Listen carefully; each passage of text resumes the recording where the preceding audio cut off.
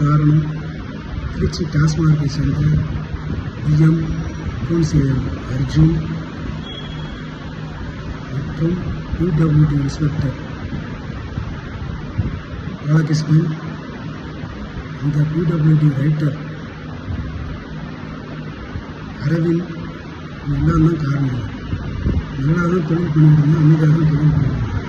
கண்டினியூவாக மாதம் 50,000 சொல்லி கேஸு போட்டு எப்படி தொழில் பண்ணுற பார்க்குறேன், என்ன செய்கிற கொடுக்க கேஸுக்கு நான் அவனை காலி பண்ணாமல் விட மாட்டேன். வேலை செய்கிறவங்கலாம் மிரட்டி நீங்கள் அவன்கிட்ட வேலை பார்த்தீங்கன்னா அவனுக்கு கூட்டாஸ் போட்டு விட்டுருவேன், அது போட்டு விட்டுருவோம், இது போட்டு விட்டுருவோம் சொல்லி கண்டினியூவாக மிரட்டிக்கிட்டே இருக்காங்க.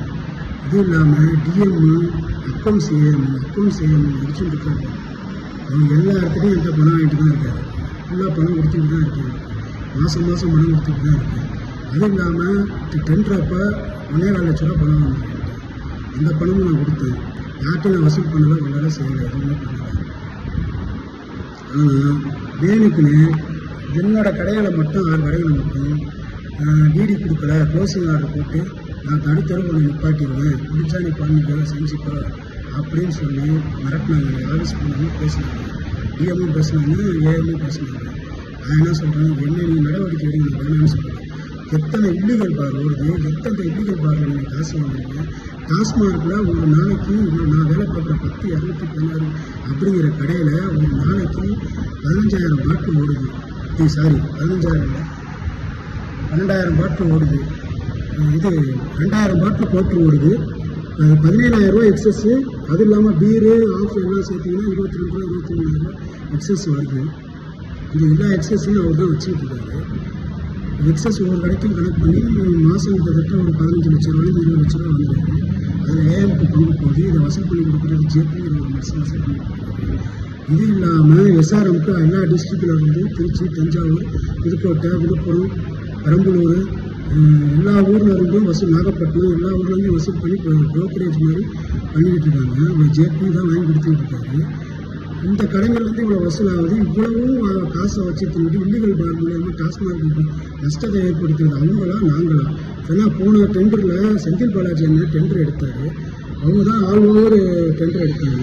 டெண்டர் எடுத்ததில் எல்லாமே லீஸுக்கு எல்லாமே வாடகைக்கு மாதிரி தான் எல்லாமே கடை நடத்திக்கிட்டு இருந்தோம். எல்லா மூடி இருந்த பாருக்கும் சேர்த்து டெண்டர் அமௌண்ட் நான் கட்டியிருக்கேன். எவ்வளோ நஷ்டப்பட்டிருக்கேன், எவ்வளோ இது பண்ணியிருக்கேன், இதுக்கு முன்னாடி எவ்வளோ பண்ணியிருக்காங்க. இவங்களெல்லாம் சம்பாரிச்சிருப்பாங்க. இதுக்கு முன்னாடி ஒரு 15-20 நாளைக்கு முன்னாடி டாஸ்மாக் கூட 150 கேஸ் சரக்கே காணும். அந்த சரக்குக்கு உண்டான பணத்தை டிஎம் 3 லட்ச ரூபா போட்டு கட்டியிருக்காரு. மற்ற அதிகாரிகள் எல்லாமே சேர்த்து போட்டு 12 லட்ச ரூபா போட்டு 15 லட்ச ரூபா பணம் கட்டியிருக்காங்க.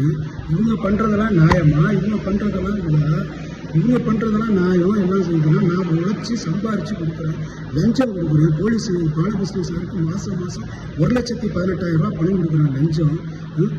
என்னோட உழைப்பை உருண்டி சுரண்டி தின்னுட்டு அவங்கெல்லாம் பெரிய மனுஷன் மாதிரி தோரணை போட்டுக்கிட்டு இருக்காங்க. நான் வட்டிக்கு வாசி வாங்கி கொடுத்துட்டு மன உளைச்சல் ஒரு 3 நாளாகவே என் கடையில் ரைடு அடித்து கேஸ் போடுறேன்னு சொல்லி 5 கேஸ் போடுறேன்னு சொல்லிட்டு 2 கேஸ் போட்டாங்க. 3 கேஸ் சரக்கெல்லாம் வீட்டு போனாங்க. பேருக்குன்னு ஒரு 4 பாட்டில் கையில் கொடுத்து விட்டாங்க எங்களை கூப்பிட்டு. இப்போ கூட நான் அவருக்கு பணம் கொடுத்தது வீடியோ ஆதாரம் என்கிட்ட இருக்குது. மொபைலில் வந்து பிசி வந்து இப்போ நீ காலையில் வேலன் ஹாஸ்பிட்டலுக்கு கீழே வந்து என்கிட்ட பணம் வாங்கிட்டு போகிறீங்க. அதுக்கு உண்டான வீடியோ என் ஃபோனில் இருக்குது. நான் என் ஃபோனுக்கு இருக்குது. நான் உங்கள் ஒய்ஃபுக்கு அனுப்பிச்சி வைக்கிறேன். நீங்கள் அந்த வீடியோ ஆதாரமாக எடுங்க. அதுவும் இல்லாமல் டாஸ்மாகில் நிறையா இது பண்ணிக்கிட்டு இருக்காங்க. டிஎம்இ, ஏஎம்இ, ஜேபி, எஸ்ஆர்எம்லாம் ஒன்றும் அளவு அதற்கு எல்லா டிஸ்ட்ரிக்ட்லையும் காசு வாங்கிட்டு இருக்காங்க. இந்த இன்ஸ்பெக்டரும் காசு வாங்கிட்டு இருக்காங்க. உழைச்சி சம்பாதிக்கிற நாங்கள் வந்து சாவணும். இவங்கெல்லாம் வந்து ஊதாரிகரமாக எல்லாமே உழைச்சி உல்லாச வாழ்க்கை வாழ்ந்துட்டு இருக்காங்க. அவங்களோட சொத்து மதிப்பு எவ்வளோ உங்களுக்கு தெரியல. எல்லாம் நாங்கள்லாம் கஷ்டப்பட்டு சம்பாரித்து கொடுத்துக்கிட்டு இருக்கோம். எங்களெல்லாம் விட்டுவிட்டு இது மாதிரி பண்ணிக்கிட்டு இருக்காங்க. இதுக்கு வந்து